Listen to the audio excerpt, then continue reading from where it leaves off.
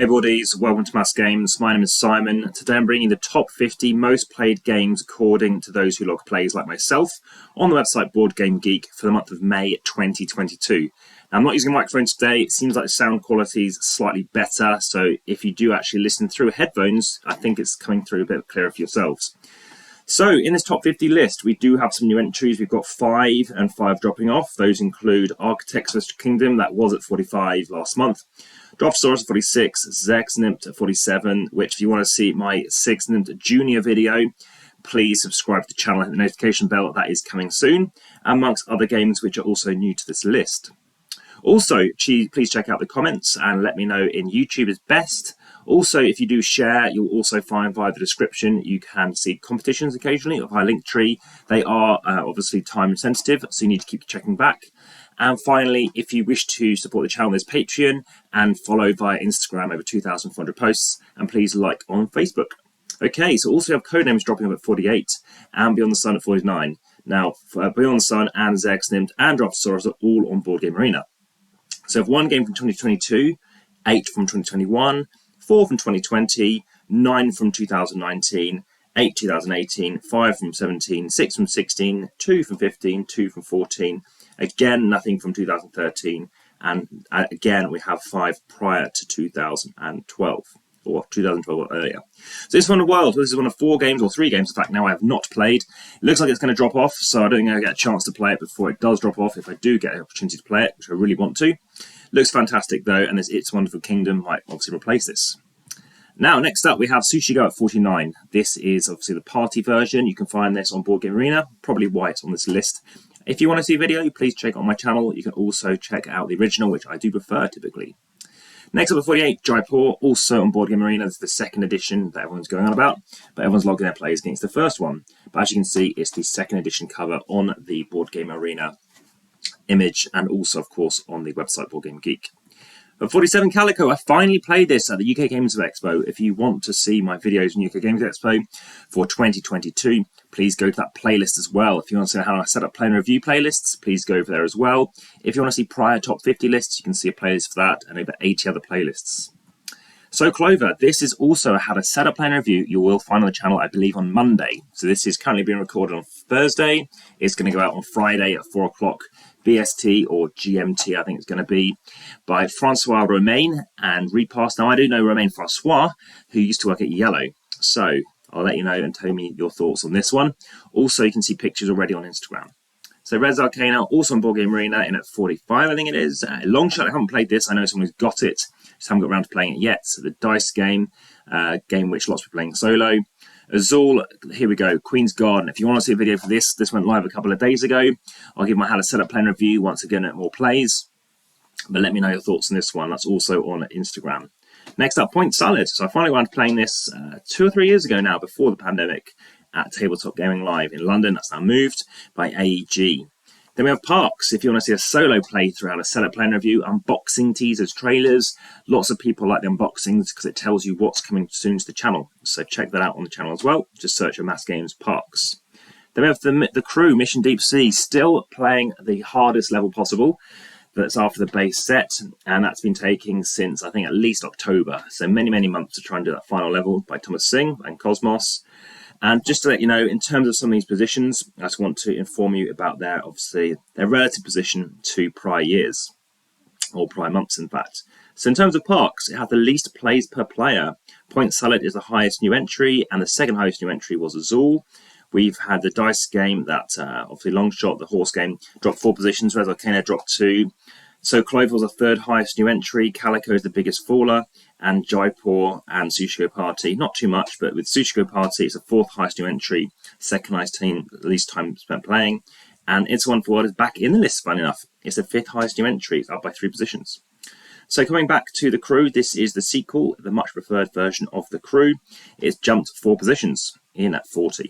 So at 39, we have the King of Tokyo, also on Boardgamearena. You can check out my Boardgamearena playlist, over 70 videos there. In at 39.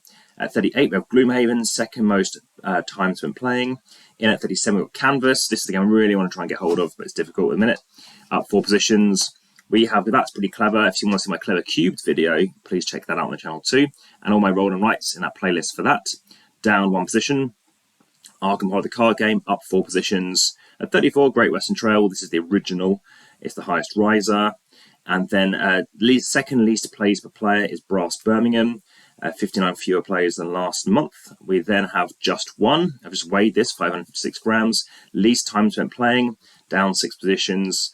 Up 1 position, actually Fantasy Rounds, in at 31.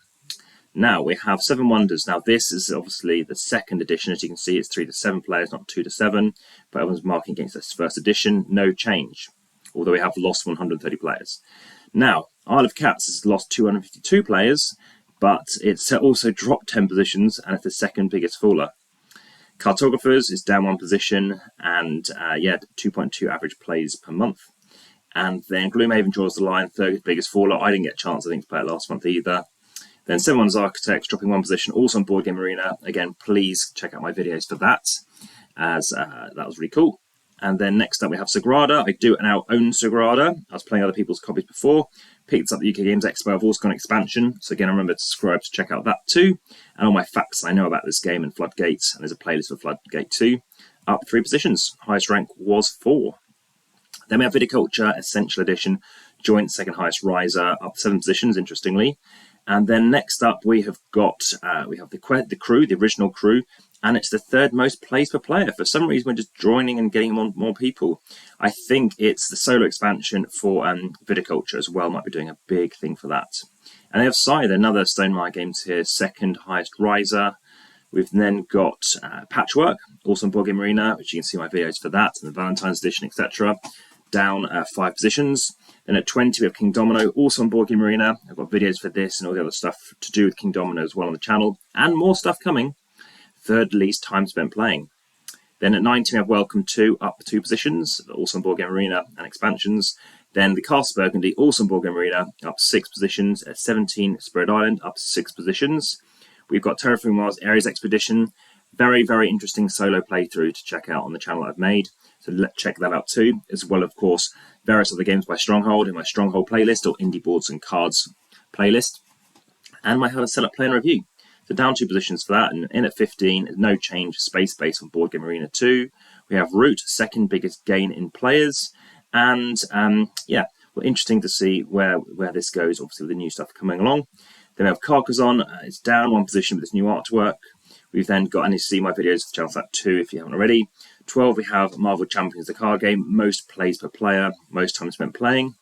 And yes, it'll be quite interesting to see if this gets on the bump in September, October, when Mutant Genesis fleets for X-Men. Then Everdell, no change at 11. Splendor, no change at 10, also on boardgamearena, and check out my video. It's one of the most watched videos on the channel, is my video for this.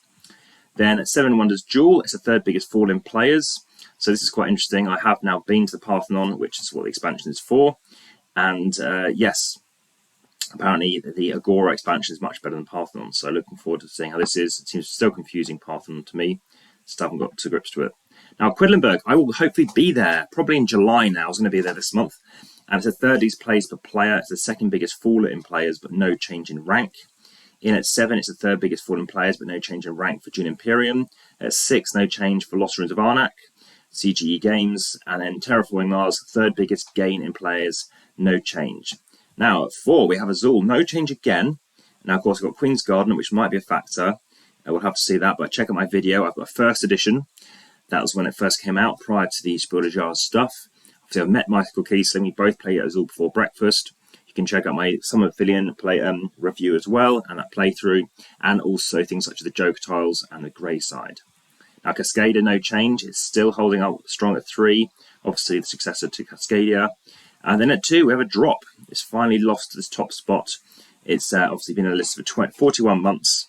Came out in 2019. Highest rank was first. And as you can see, it's finally bumped it. So, yes, let's see what happens. We're at Ark Nova, and I did play Ark Nova. I do have a review for you. My review actually is a 6 out of 10 game. I think it's too long. I think the engine takes 2 is too slow. The text is very bland. The font isn't very interesting. I find, what you're typically doing, there are some innovations, and it does seem interesting. The main thing for me is the fact that you try and wait to get better cards as you go on. There's a little interaction with other players, which isn't necessarily a bad thing, apart from the fact you might run a race and maybe go to being exploring in North America first, or something like that, maybe Africa. So there we are. This is the top 50. I look forward to bringing it again next month. I will be giving you some videos from Germany, and I do have daily videos planned already into the second week of July at this time of recording. So enjoy all of that and speak to you soon. Back to the table.